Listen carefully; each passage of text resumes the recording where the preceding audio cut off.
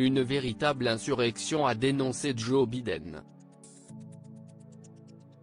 Mercredi 6 janvier, le Congrès américain s'était réuni au Capitole à Washington pour certifier les résultats de l'élection présidentielle américaine qui donne le candidat démocrate vainqueur, faisant ainsi de lui le 46e président des États-Unis.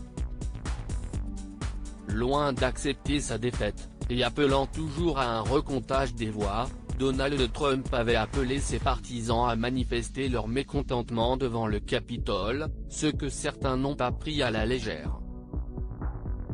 En effet, plusieurs manifestants ont pris d'assaut le bâtiment, semant le chaos dans ce haut lieu de la politique américaine. Sur des images captées à France Info, on voit ainsi des partisans de Donald Trump brandir des drapeaux en soutien au 45e président des États-Unis, mais aussi des drapeaux des États confédérés du Sud, cette union créée en 1860 pour refuser en chœur l'abolition de l'esclavage. Certains d'entre eux ont même réussi à s'introduire dans le bâtiment, envahissant ainsi les couloirs et les bureaux pendant plusieurs heures avant d'être évacués par les autorités qui ont procédé à pas moins de 52 arrestations. Une supportrice de Donald Trump tuée à la suite de ces insurrections, le bilan s'élève à 4 morts, 2 hommes et 2 femmes, dont une supportrice de Donald Trump, qui a succombé à une balle des forces de l'ordre.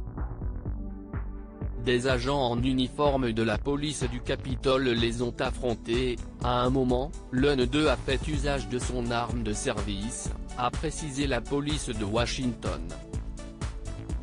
Les 3 autres personnes sont mortes aux alentours du Capitole d'urgence médicale distincte, a déclaré Robert Conté, sans donner plus de détails ni dire s'il s'agissait de participants aux manifestations.